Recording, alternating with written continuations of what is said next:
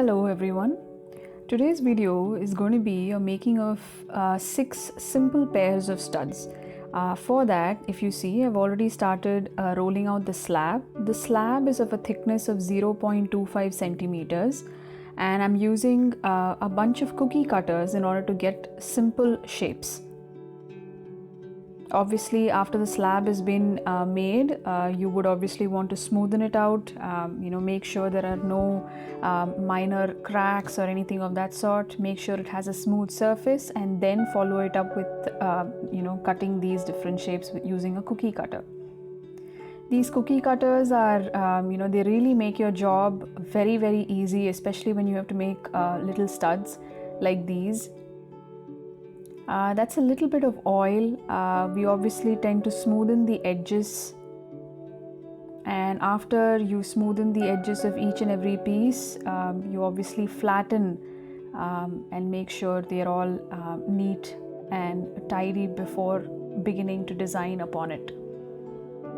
If you see, I've already flattened everything, and using a fettling knife, I'm just putting in simple designs, really easy designs. You can just use a regular knife for something like this as well.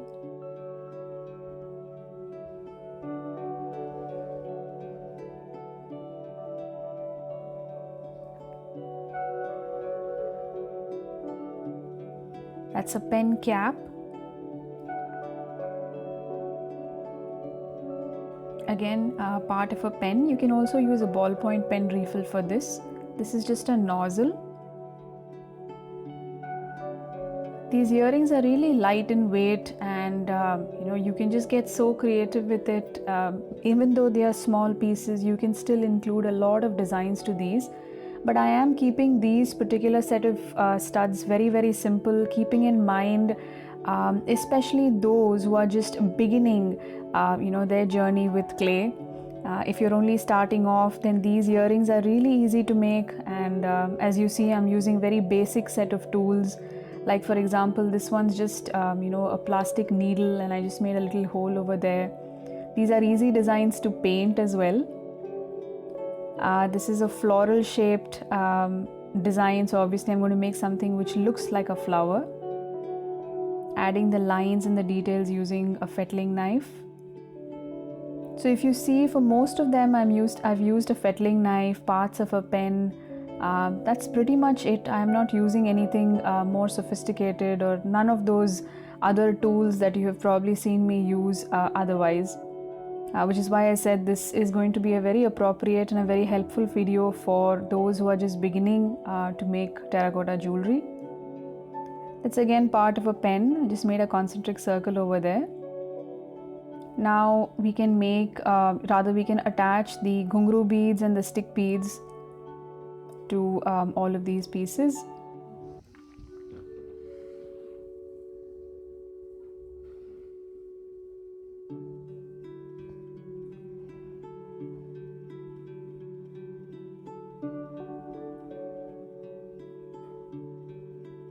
I always prefer making these stick beads and ghungroo beads well in advance, so that they at least dry and they are easy to hold on to while attaching them to the earrings.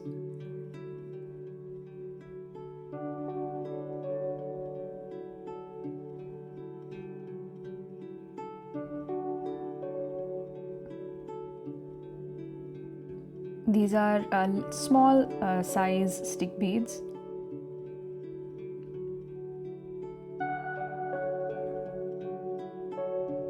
Now that you see, all of the earrings, all of the studs are ready, and once they are ready, once they are dried, they get fired in an electric kiln.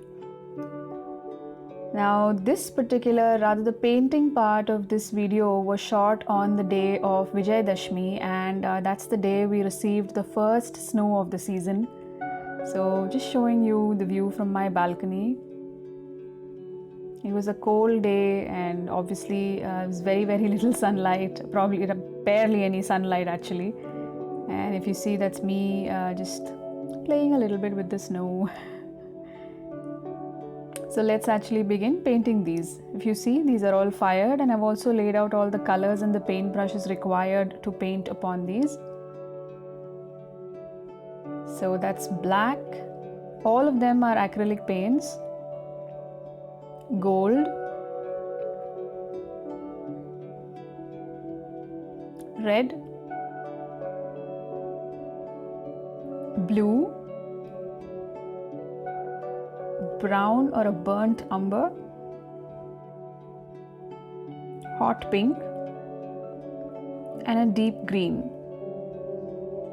Now to the blue and the deep green, I did add lighter shades just to make it a little bit more lighter.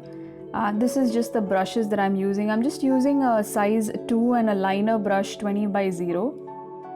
Like I was saying, to the deep green and the blue, I have added, in fact for the blue I've added light blue, a little bit of light blue, and to the green I've added a little bit of light green, just to lighten the tone a little bit, because the blue as well as the green that I had shown you were a little bit darker than what I was expecting it to be. So if I just showed you my palette in which I had already diluted the paint with a couple of drops of water, and I just kept it ready. And if you see, I've already started painting the earrings. This is pink. Obviously the choice of color, for whichever earring you want, you can put the pink for the floral earring as well. So it's totally up to you. I'm just using a size 2 brush, a round tip soft bristle brush over here.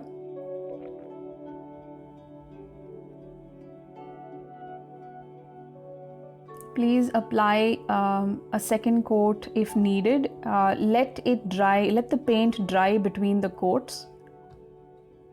So when I say that, what I mean is when you apply the first coat, let the first coat dry and only then do you want to apply the second coat. So this is green because, well, obviously because it's a leaf, and I just thought it might be the most appropriate color. So if you see, this green is much more visible, much more nicer. And obviously if you see, this is the blue. The color that I showed you, which was in the tube, was very dark, almost close to black, which is why I added a little bit of light blue there. This is red for the flower.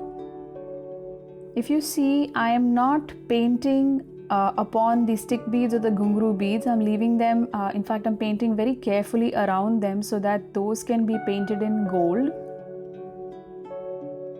This is brown. It's a nice beautiful chocolate brown. And this is black. If you see, I'm being really very careful to paint around the stick beads. It just makes it a lot more easier to paint gold upon, directly a bead like this, for example. Because if there is a color and if you have to paint gold upon that, you might require at least a couple of coats to cover it completely. Now we begin with applying gold to the ghungroo beads and the stick beads. If you see, what I tend to usually do is I apply only the front part, I let it dry, and then I turn it backwards and I paint the back part of the bead. I'm being very careful. I'm making sure that I don't get paint upon the colored part. Now if you see, half of it is done and half of it is undone. So now that the front part is dried, I can do the back part and let it dry in that manner. We begin designing each of these pieces with gold.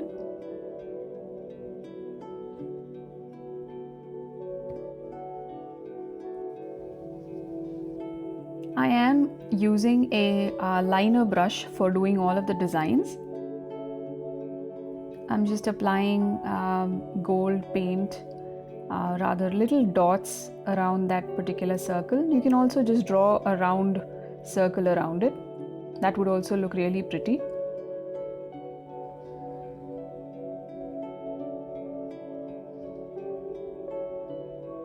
Moving on to the floral design.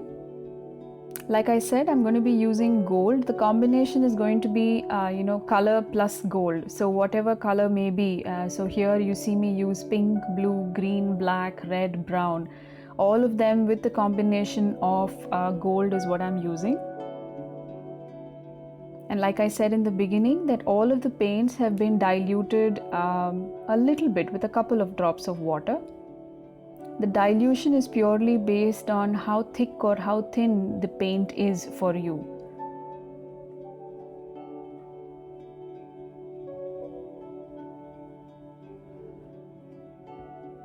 Very easy designs.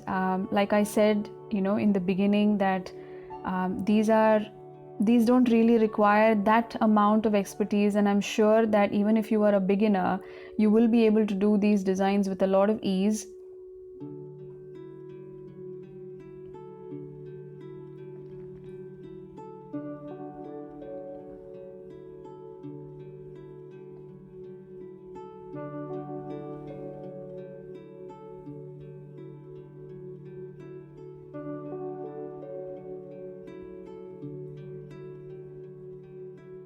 This is just a little freehand drawing.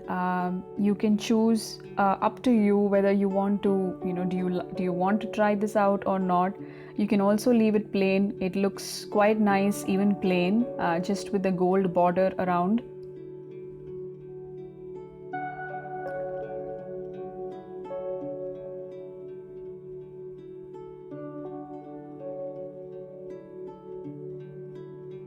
These earrings would be so appropriate for something very, very simple, like, just daily wear kind of earrings, or they would even look very nice on simple saris, because I'm sure a lot of you would probably have clothes or saris, traditional saris also in these colors, especially green and gold, blue and gold, red and gold. Because I remember, back in India when I used to actually I used to get a lot of requests like these, in the combination of gold. So now that the paint is dried, it's actually time to varnish. And as you saw, that's the product I use. I give it a good shake and transfer a little bit of the contents into a small cup or a bowl. And using a soft bristle brush, apply a generous quantity all over. Let it dry between each phase, otherwise everything just would end up sticking to each other. So now that the varnish is also dried, it's time to assemble. I use a glue called E6000. This is an industrial strength adhesive, pretty strong, and I let it dry for at least 2 to 3 days. I don't rush it at all. So obviously once all of the pieces are inverted, I apply a little bit of glue on the stud post and then I fix it on each of them.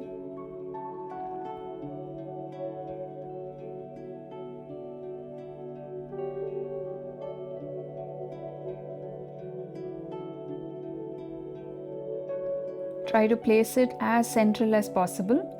Now this is just an empty pen, it doesn't have a refill, and you'll see what I'm going to do with this, because it's not easy to give a stud post a press. You usually tend to use something like this in order to just press it down further.